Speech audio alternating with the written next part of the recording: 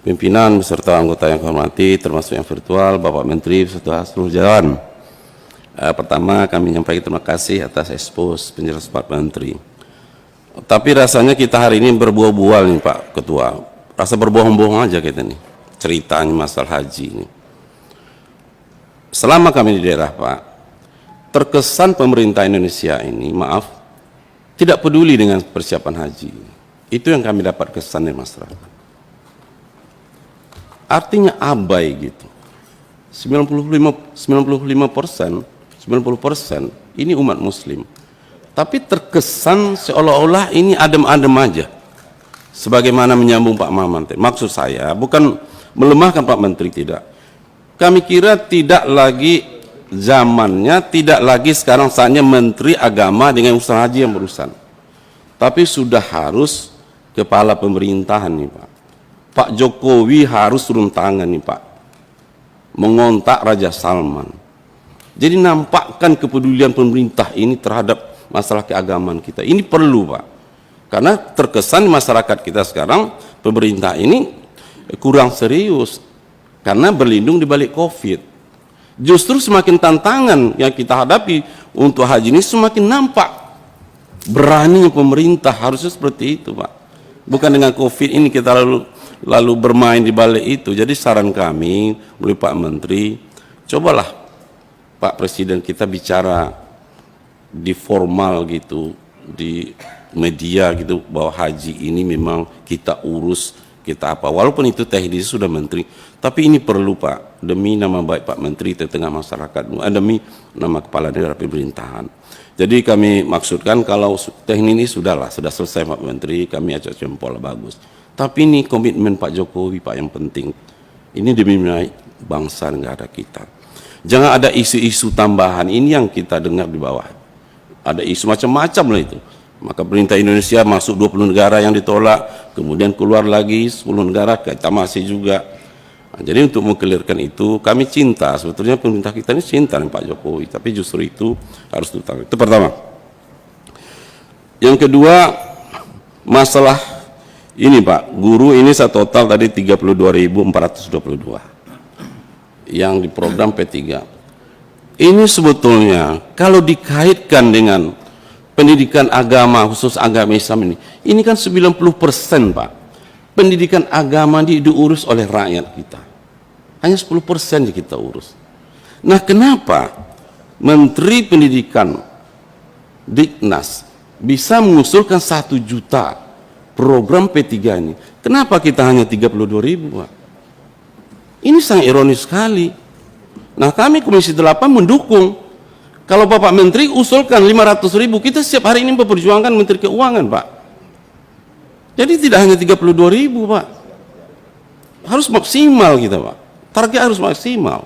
Jadi hanya 32.000 enggak masuk akal dengan 1 juta ini. Toh itu putra putri kita juga. Toh itu uang negara, sama hak mereka pendidikan agama ini. Jadi kami mengusul Pak Menteri, kalau bisa nanti di perubahan anggaran, ini usulkan lagi Pak Menteri, dari 32.000 ini mungkin 100.000 atau 200.000 gitu. Jadi nampak greget kita gitu untuk bantu. Karena 90% ini proses pendidikan ini ditanggung oleh rakyat kita. Toh berbagi kita guru-guru, ya mungkin pemerintah gitu. Alangkah baik cantiknya. Jadi kami sarankan ini untuk pendidikan agama ini ditambah Pak lagi prosentase ini, tidak hanya 32.000 tapi lebih daripada itu, karena kita mengacu 1 juta kok ada uangnya gitu. 1 juta ada guru umum, kok guru agama tidak ada uang, kan begitu kesannya. Padahal kan belum tentu begitu pemerintah ini. Itu yang kedua. Yang ketiga, masalah penguatan monetisasi agama melalui kompetensi pencerahan agama. Ini juga Pak, jangan sampai menimbulkan persoalan. Apalagi ada sertifikat ini. Nah, nanti kami khawatir nanti di bawah, ini kamu Ustadz sertifikat, saya tidak. Itu akan terjadi blok Pak. Pernah waktu Pak Sarifudin Lukman udah membuat ini Pak, tapi heboh jadi Pak. Jadi maksud kami hati-hati kita membuat kebijakan penguasaan monetisasi ini, jangan terjadi blok-blok dai-dai kita, ulama-ulama kita di daerah. Apalagi ini nanti KUA yang mengaturkan, misalnya sholat Id, sholat utbah, nanti bisa saja yang sertifikat boleh melaksanakan sholat id, yang tidak sertifikat tidak. Ini akan bermuara ke sana nanti Pak.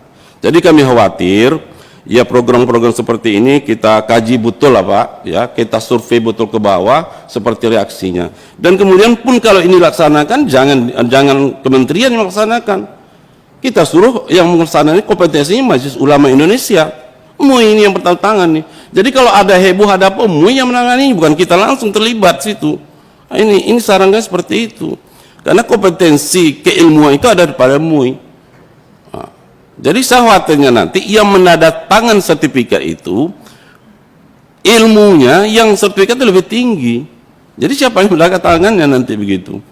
Nah, jadi ini cobalah dikaji ulang lagi. Kita maksud kita baik, tetapi jangan sampai kubu-kubuan tengah masyarakat kita, umat kita. Ini Ustadz, Buya, Kiai sertifikat, ini tidak. Ini boleh ceramah, ini tidak. Ini boleh khatib, boleh tidak. Akan seperti itu nanti ke depan itu.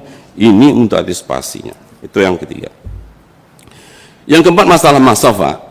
Ya, kami bukan apa, tapi kami perhatikan di masjid. Masaf itu Quran itu tak tersentuh di masjid-masjid. Orang lebih pakai HP ini. Jadi kalau kita cetak pun orang lebih suka ini, apalagi anak-anak milenial kan. Ini kan sudah cukup semua sini dengan artinya, dengan tafsirnya, segala macamnya. Masa IT ini. Jadi apalagi kalau milenial jarang menggunakan itu. Jadi kalau kita cetak pun banyak-banyak, rasanya untuk ke masyarakat itu juga membazir. Kami bukan mentang mushaf, tidak. Tapi sekarang dengan IT ini, kenapa tidak IT ini yang kita kejar? Toh sasaran kita kan milenial 70%. Jangan kita lagi secara konvensional mushaf ini sudah ada semua di sini Pak. Semua lengkap di sini, hadis semua apa semua lengkap di sini. Nah, kenapa juga itu kita lebih baik saya setuju bahwa itu dimanfaatkan Pak. Artinya masyarakat ini yang didorong untuk wakaf-wakaf Al-Quran, tapi jangan program pemerintah. Nah, itu yang ketiga.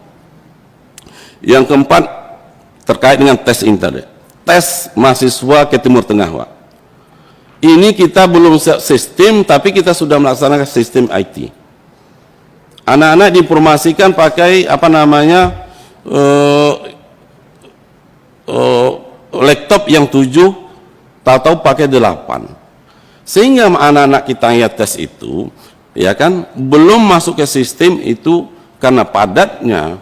Mungkin masuknya orang yang tes itu sehingga mereka tidak masuk bisa ujian, Pak. Jadi banyak yang korban gara-gara sistem yang tidak pas, sehingga banyak mahasiswa kita yang calon mahasiswa ke Timur Tengah tidak bisa ikut tes, padanya mereka mampu. Jadi kami harap kepada Dirjen Pendis ini berilah seluruhnya kepada anak-anak kita untuk belajar ke Timur Tengah. Toh mereka mandiri Pak, tidak dari uang pemerintah. Pokoknya asal diizinkan Menteri Agama kami berangkat. Dari sisi ekonomi kami mampu. Nah, kenapa kita tidak beri peluang ini? Jangan kita batas sistem mereka itu dengan tes. Jadi ini saya kira semakin banyak intelektual agama, semakin hebat negara kita, bangsa kita ini. Jadi beri kebebasan, Pak. Jangan karena sistem, jangan karena ada badan yang mengelolanya. Ini badan ini kadang-kadang membatasi orang untuk ikut tes itu. Nah, sehingga korban anak-anak kita tahun ini banyak yang korban tidak bisa masuk ke sistem itu karena padatnya jalur waktu itu. Jadi mungkin sistem di dalam tes mahasiswa ini perlu diperbaiki ke depan ini sehingga anak-anak kita yang calon mahasiswa tidak korban. Terakhir yaitu Balitbang, Pak. Nah, ini Balitbang kami kemarin sudah jadi katanya 2021 nih, tapi tanda-tanda jadi itu belum ada, Pak. Infrastruktur sudah, tanah sudah, ruangan sudah, segala macam sudah. Saya lacak kemarin di Seknet sudah, Bapresnya untuk kelembagaan itu sudah. Jadi kami mohon Pak Menteri dalam rangka meningkatkan SDM kita, Balitbang Riau itu tolonglah disaksikan tahun 2021 ini. Mudah-mudahan 100.000 Pak, tidak mungkin kita bergabung ke Padang. Kapan meningkatkan SDM kita yang di ujung-ujung tombak seperti penyuluh segala macam itu. Jadi tolong Balitbang ini Pak untuk Riau yang sudah siap, infrastruktur semua sudah siap, hanya menunggu operasional dari kementerian, dan itu pun di anggaran kemarin sudah dianggarkan kalau tidak salah. Jadi tolong Pak 2021 ini. Terakhir kami setuju mendukung kalau kuat contoh itu Pak, setiap kami dapat di dapil kami. Jadi kami ada di sini. Jadi kami kira itu Pak Menteri. Terima kasih. Wassalamualaikum warahmatullahi wabarakatuh.